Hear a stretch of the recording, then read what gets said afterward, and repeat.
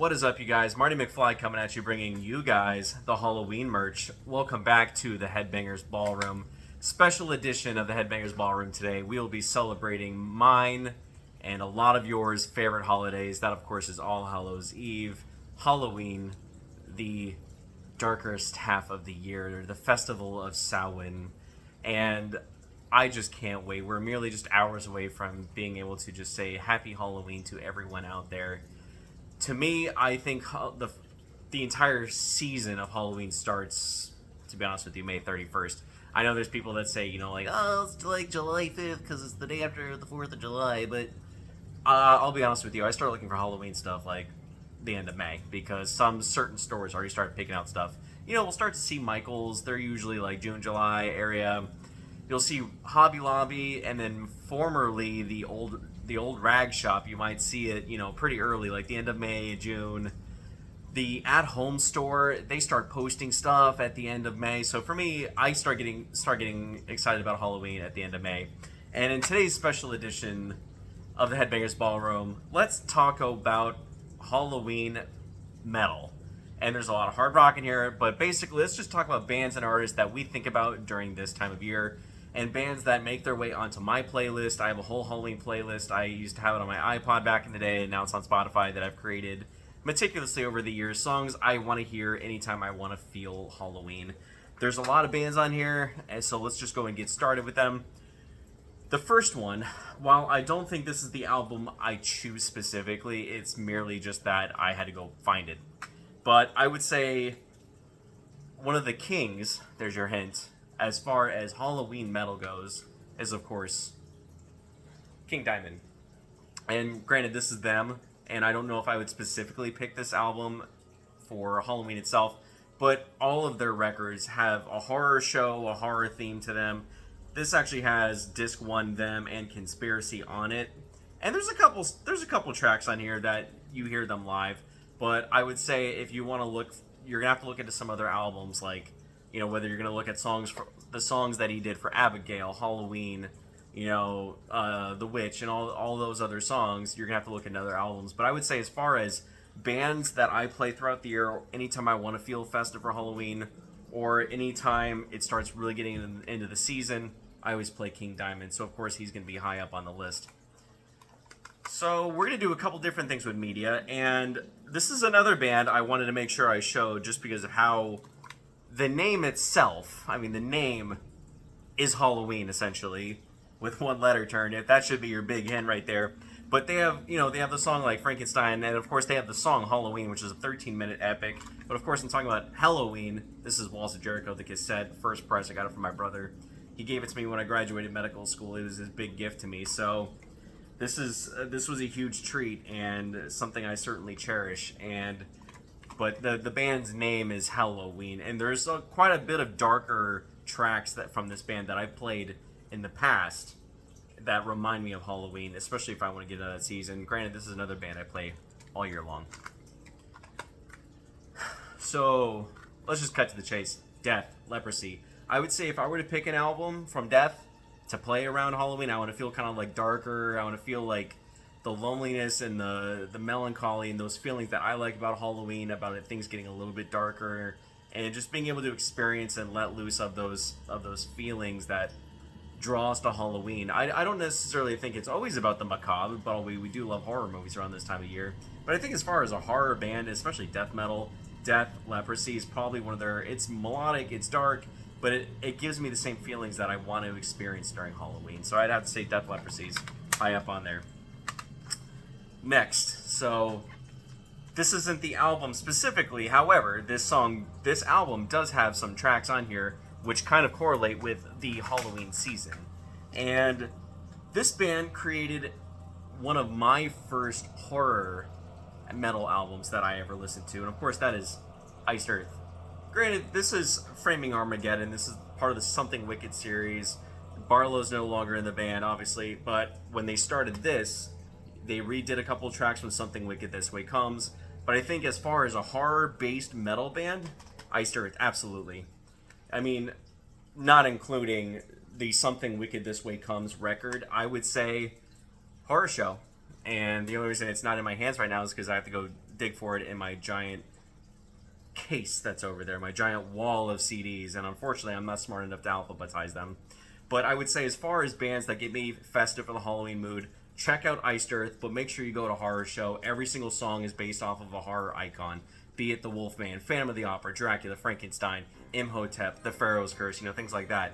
So if you're looking for a Halloween metal band, check out Horror Show or check out something wicked. This Way Comes. And of course, the reason why we have metal today, the reason why we have heavy metal in general, I would say their first record is enough for me to want to get in the Halloween mood, at least that darker, melancholic feeling that I like, that actually makes me energized and gets me excited for Halloween a year. But I would say Black Sabbath. Now granted, this is a beaten the crap copy, obviously. I got it for like, what, $5? Beaten the crap copy, really glad I had it though. But if you go to Black Sabbath's self-titled album, that's right, Black Sabbath, granted this is Paranoid. Black Sabbath, the very first track, which is of course called Black Sabbath, just screams Halloween to me. And it really, it's another one of those records that, like, I'm okay with playing this any time of year, but I like playing it around Halloween as well. Now this band, a little in the newer era of heavy metal, metalcore, this new, on the newer side of things, the younger bands, and this band has really come into their own. They've had quite a few lineup changes, but of course Chris, the lead singer, has really kept this band going. This is another band that really just put a chokehold on everybody that grew up watching Sleepy Hollow, Nightmare Before Christmas, Coraline, Corpse Bride, anyone who loved those movies, Nightmare Before Christmas. Wow, words are hard today, guys. And, it's late, it's been a long day, but you don't need to hear about that. But if you were a fan of Nightmare Before Christmas, this is another one of those bands that really pulled on your heartstrings, really gave you a chokehold on those types of feelings as far as music goes. Like, you could not go in a Hot Topic without saying something about this band, and they've really come under their own. I'm really happy to see how successful they've gotten. But of course, Motionless in White, this is Creatures. This is my introduction to them, aside from their EP. I think I first heard them with the very first EP they did. It's like 7 tracks. I think the first time I heard them was a song of that, and then this came out shortly after. Immediately bought it on CD, didn't leave my car for a couple of months. But as far as bands that keep going back to the horror mantra as far as metalcore goes, I would say this is another band I think about, especially the Creatures album, and then if you go into their Disguise album, and then you hear, good grief, words are hard tonight. Oh dear. It was Creatures Part 2? But anyway, it's about the Headless Horseman, Sleepy Hollow. And that was off of the Purple album, the Disguise album, similar color, but it's got the cover with the face on it. But this band is always seemingly able to go back to the horror theme, and I'm really glad that there's bands out there that still want to do that. And this album especially, they pull a liner from Dracula, so if you go back to the Universal Monsters Dracula, they actually do one of his quotes. There's a song called London Terror, there's Abigail, there's Creatures, there's Cobwebs. Count Choculatus, which has one of my favorite breakdowns of all time. Puppets, The First Snow, Undead Ahead. That's what it's called. Undead Ahead 2. And that's the Sleepy Hollow song off of their Disguise album. And then Scissorhands, The Last Snow. So if you ever walked into a Hot Topic and you enjoyed it, this is basically the album for you. But I'm really glad there's bands out there that are still making horror-themed music. And of course, Motionless in White is no exception to the rule. So let's go through a couple that I didn't pull the records off the shelf necessarily, but there are a couple that came to my mind, especially things that I play every year that I may not have a physical copy of. Something that always came up to me, going back to the LimeWire days. Now, I found a copy of Alkaline Trio's cover of the song Halloween, which of course the Misfits have done and AFI has covered as well, but it's a really melancholic, depressing version. But I really like Alkaline Trio's, just really dark, depressing version of that song. So Alkaline Trio's Halloween was always up on the list for me. There's just so many things you can go off of this. Rob Zombie, especially, is kind of like one of the kings of horror metal. I would say if you go back to Hellbilly Deluxe Part 1 or Part 2, or quite a few of his albums, but Hellbilly Deluxe Part 1, if you're right off the bat, you get Dracula, and of course you get some songs that he put into his movies, and you have House of a Thousand Corpses, you have things like that. But Rob Zombie is no exception to the rule as far as horror bands that I play every year, especially around the Halloween time. There's just so many things that we could look for, guys. I would say the next one that really comes up that I play around this time, I would say Iron Maiden, Number of the Beast, is, the Hallowed Be Thy Name, the really anthemic, cathedral-sounding song. I'd say Iron Maiden comes up quite a bit around this time of year for me, playing Halloween stuff. I'd say Sea of Madness I constantly play just because it really gives me those darkened feelings. Another one that came up quite a bit for me was Nightwish Century Child, and that's basically because you have Phantom of the Opera, their cover, and then quite a few of their songs really take a turn toward the dark and the dungeonous and the frightening, and even, their male singer at the time is doing a little bit more guttural vocals. So I'd say Nightwish Century Child, of course, comes up on the list. Another one I would have to say is Solitude Aeternus. Now, Solitude Aeternus is another great band that I think about a lot around this time of year. They even did a song called Midnight Dreams, which the opening to that song is The Wolfman, another Universal Monsters clip. So that's on my Halloween playlist as well. And there's just so many different ways we can go about this. So let's go and continue with the physical merch. Now, this isn't metal in any way, shape, or form. However, I love this band. I love everything they've done. But this is one of their darker albums, and I think it's because Dave was actually going through a big breakup when this album came out. And I didn't know that at the time. The first time I heard the song off of this album, I thought it was actually talking about the holiday Halloween. And of course, that is Before These Crowded Streets by Dave Matthews Band. Definitely not metal, but their song, Halloween, is so dark and aggressive and sad and angry and everything at the same time.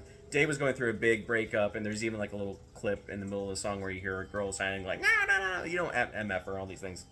And the album itself is very, very dark. I mean, Don't Drink the Water is about something else entirely unrelated to that, but the album itself is very dark, very melancholic, but very aggressive. Dave is definitely he's actually doing some screaming vocals in the song Halloween, and I play it all the time. I play it all throughout the year, but especially this time of year. I love playing this record and the song Halloween by Dave Matthews Band. So, of course, that makes the list. Another one that I was thinking about that I don't actually have a physical copy to show you guys right now, that it's all currently on the rack, but what could be more horror in Halloween than the Misfits? If you go through their entire catalog, if you go to the Samhain catalog after Misfits, I mean, goodness gracious, there is so much horror and Halloween influence. Their version cover of the song Halloween is one of my favorites to this day. There's so much with these records. You have Halloween Part 1 and you have Halloween Part 2, obviously. But the Misfits, drop the mic. There it is. I mean, you're talking about a Halloween-based band. That's it. So, that's another big one, obviously. Now, this band just recently got back together. And this band has done so much as far as, going through the satanic stuff, the paganistic, anti-Christianity, upside-down cross thing. And this band's obviously been a big part of it. But this album specifically reminds me of Halloween, maybe a little bit more than the other ones. And they just got back together again after a really emotional breakup. I saw them on their breakup tour, and now they're back up together again, which I'm okay with. I'm okay with them playing more festivals. Of course, this is Seasons of the Abyss, Slayer. The reason this album, other than the gnarly cover, the reason this album brings so much Halloween and I keep it on my playlist is Dead Skin Mask, of course. I mean, that song's all about Ed Gein, which of course a lot of our horror movies are based off of, but that song to me just screams Halloween. So of course, Slayer, Seasons of the Abyss, it's got to go on the list. Another band, which I didn't include on here, is Nevermore. So they created a song called Dreaming Neon Black, and that is another one that just magically ended up on my Halloween playlist, and I have to play it every year. But it's a mellow song. It's very smooth. It's not really that heavy. It's way more typo negative than it is Nevermore as far as vocals goes. And that has to go on my list. I play it every year. So Nevermore, Dreaming Neon Black. Rest in peace, World Dane. Thinking about you all the time, buddy.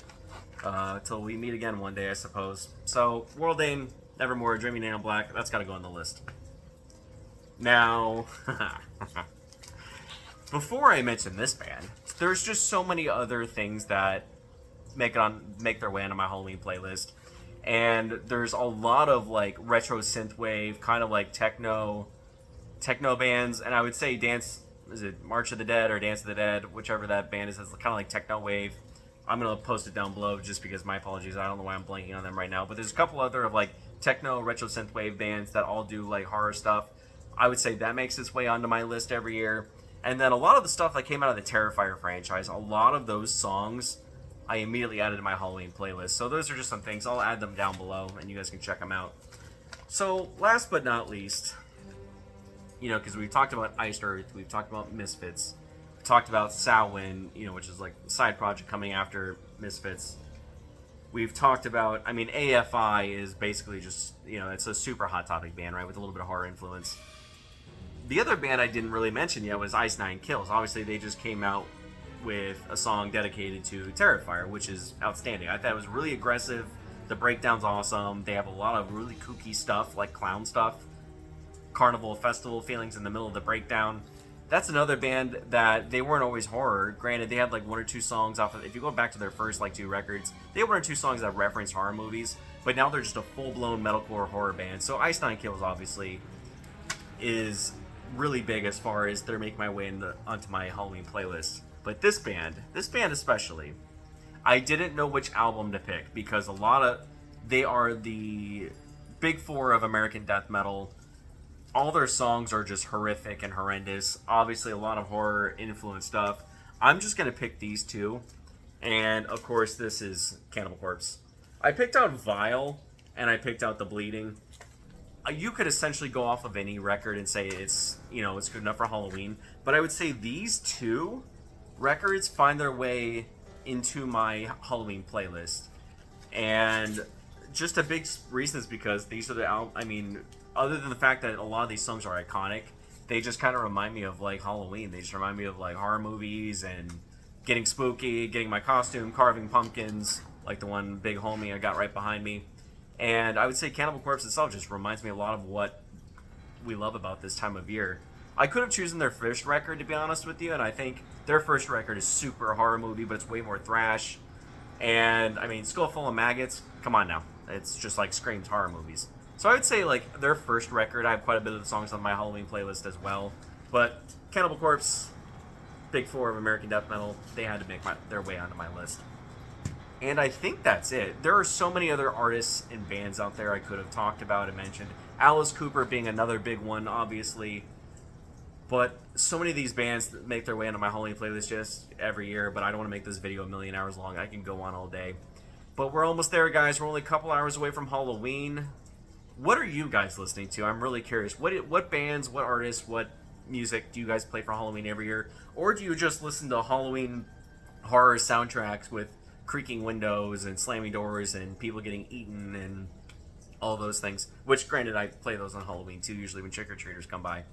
But I'm curious to hear what you guys are listening to. What do you guys play during the Halloween season? And I hope you guys are doing okay. I hope you guys have a wonderful and a beautiful, blessed Samhain, and happy Halloween to all of you guys, and peace.